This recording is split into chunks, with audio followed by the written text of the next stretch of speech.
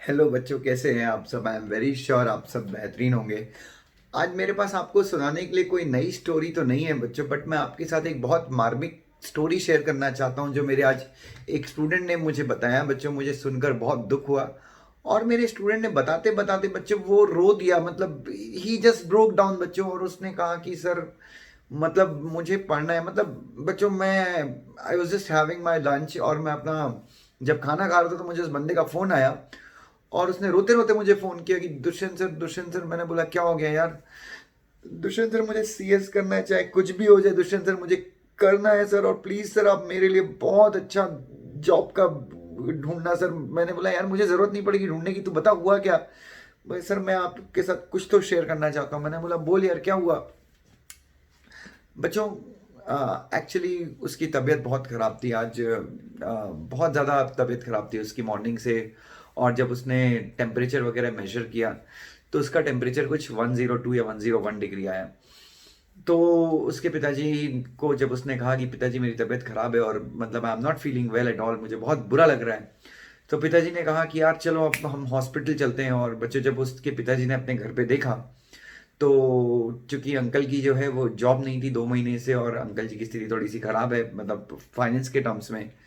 तो बच्चों, फिर उन्होंने घर से पैसे निकाले कैसे भी करके। ही अरेंज 300 रुपये उनके कुछ डॉक्टर की जो फीस थी वो अरेंज की उन्होंने, और वो डॉक्टर के यहाँ जाने के लिए निकले। लेकिन उनके घर से जो हॉस्पिटल था दैट वाज अराउंड 7 किलोमीटर। तो मतलब काफ़ी सारा अगर ये ऑटो वगैरह से जाते तो इनको बहुत सारा लगभग 200-250 रुपये लग जाते।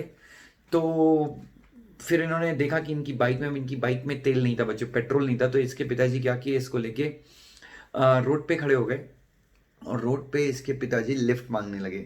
सो सामने से 8-10 लोग गए। और बच्चों, ये जो मेरा स्टूडेंट है he is from Uttar Pradesh से ये बच्चा है। उत्तर प्रदेश में मुरादाबाद के आसपास कोई गांव है, ये वहाँ से है। गांव मतलब तालुका प्लेस है, तहसील प्लेस है, वहाँ से है। मैं आपको एग्जैक्ट जगह नहीं बताऊंगा और मैं इस बच्चे का नाम भी नहीं बताऊंगा। बट बच्चों, मैं आपको एक रीज़न देना चाहता हूँ बच्चों कि इस बच्चे के साथ क्या हुआ। तो बहुत सारी गाड़ियाँ जा रही थी, बहुत सारी गाड़ियाँ जा रही थी, और बच्चों इसके पिताजी लोगों से रिक्वेस्ट कर रहे थे कि प्लीज़ भाई साहब, मतलब मुझे मेरा बेटे की तबीयत ख़राब है, प्लीज़ आप मुझे और इसको गाड़ी में बिठा के उस हॉस्पिटल तक छोड़ दीजिए। बच्चों, ये जो लड़का था, आप जस्ट इमेजिन कीजिए इस लड़के की स्थिति क्या होगी। तबीयत ख़राब थी और बच्चों बहुत सीधा, ही इज़ बहुत प्यारा। हमारे यूट्यूब पे पिछले 12 महीने से he is connected to us. He is in C S executive में है। सी एस एग्जीक्यूटिव का इसने एक ग्रुप दिया था, ये सक्सेसफुल नहीं हो पाया और अभी दोनों ग्रुप की मेहनत कर रहे हैं। और पढ़ाई इतनी ज़्यादा कर ली बच्चों। मैंने इससे पूछा कि यार तुम्हारी तबीयत ख़राब क्यों हुई? ही सेड कि सर मैं बहुत ज़्यादा स्ट्रेस में हूँ, बहुत बहुत ज़्यादा पढ़ाई कर रहा हूँ, बहुत ज़्यादा पढ़ाई कर रहा हूँ। और बोले कि दुष्यंत सर आज तो मतलब पढ़ने का एक और बहाना मिल गया सर। मैं अपने पिताजी की स्थिति देख के सर, मैं मतलब मैंने ठान लिया कि कुछ बहुत बड़ा करने वाला हूँ ज़िंदगी में। सर मेरे पिताजी लिटरली लोगों से ऐसे हाथ जोड़ के बोल रहे थे कि भाई साहब प्लीज़ प्लीज़। तो बच्चों, मैं आप सबसे एक ही गुजारिश करना चाहूँगा बच्चों। तो ये जो मेरा स्टूडेंट था बेसिकली ये जो बंदा था, तो बच्चों मैं क्या बोलूँ, मतलब इसने मुझे बस एक ही चीज़ कही कि दुष्यंत सर मैं सीएस बन के रहूँगा चाहे कुछ भी हो।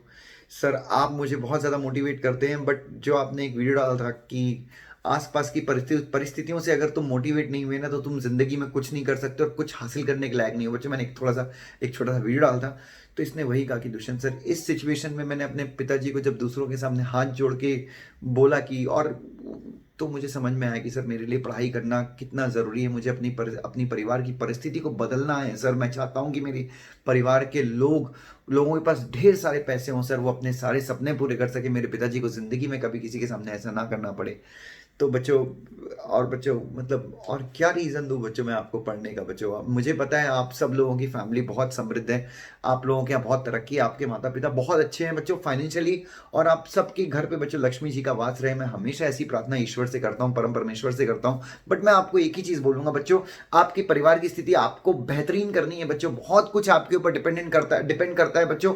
आपके माता पिता के बहुत सारे सपने हैं आपसे बच्चों। दुनिया, इतिहास आपसे जवाब मांगेगा बच्चों, इतिहास और भविष्य भी आपसे आपसे उम्मीद रखता है, आपके माता पिता, दादा दादी, आपके आने वाली पूरी जनरेशन आपके हाथ में है। आप अगर अच्छा करेंगे तो उनके साथ बहुत अच्छा होगा। मेरे भाई, मेरा वो जो स्टूडेंट है, मैं उसको ही बोलना चाहूंगा कि एक मौका मत छोड़, यही समय है बच्चों, ये वर्तमान है जिसमें बैठ के आप अपने भविष्य की परिभाषा लिख रहे हैं। तो प्लीज रुकना नहीं, पढ़ते रहना बच्चों। कितना भी दर्द हो, पिछवाड़ा दर्द करेगा तुम्हारा, और लेकिन बस बच्चों, पिछवाड़ा दर्द भी करें तो पिछवाड़े से ही आवाज निकलनी चाहिए कि मैं पढ़ेगा, तू मेरे मालिक, तू पढ़, मैं तेरा साथ देगा।